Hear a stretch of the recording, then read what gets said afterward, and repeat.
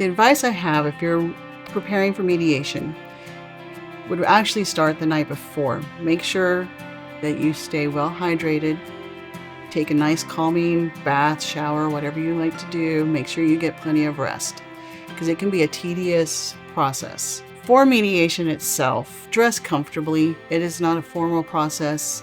You don't have to come dressed in your suit or how you would look in court. Be comfortable. We actually will do mediations either in person or on video. If we're doing it by Zoom, be comfortable. You're in your home. Also know that you can get up and go to the bathroom anytime you want, get snacks. So it's a very, very informal process. The most important thing I like to tell my clients is you don't have to convince the mediator to side with you. That's not what their job is. They're not going to make a decision.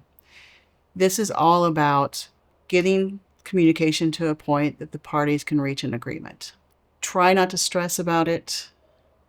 You really are in control of whether there's an agreement or not. The parties control that. The mediator doesn't, the attorneys don't, and there's nobody that makes a decision. You should do some preparation ahead of a mediation.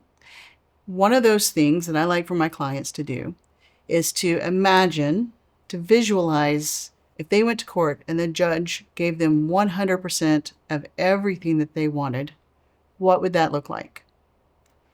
Then I ask them to imagine if their spouse got 100% of what they wanted, what would that look like? And how would they feel about that?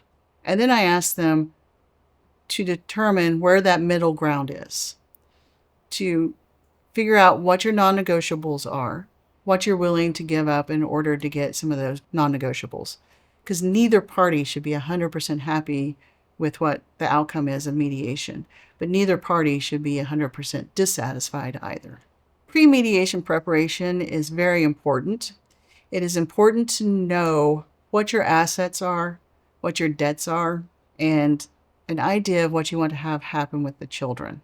No, you may not get 100% of those things, but just having a knowledge of what your children need, what your assets are, and whatever debts may be out there, as much as you can know, and to have your most recent statements of any accounts that have statements available, because the other side is more than likely going to want to know what the current balance is in retirement accounts and bank accounts and credit card statements, mortgage statements, any car payments that need to be made, and the valuation of businesses, the valuations of homes, and the valuations of any property really that you own.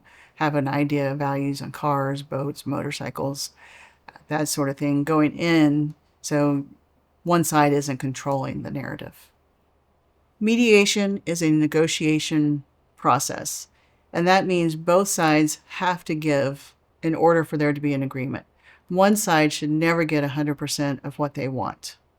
If that happens, more than likely, the mediated agreement can be undone because there's some sort of duress happening. So each side needs to give a little, and neither side should ever walk away with 100% of what they want. But hopefully what happens is each side gets the most important things to them, a majority of what they want. If you're facing mediation or you want more information on the mediation process and how to prepare, just reach out to us at the Boswell Law Firm, where we provide peace in the chaos.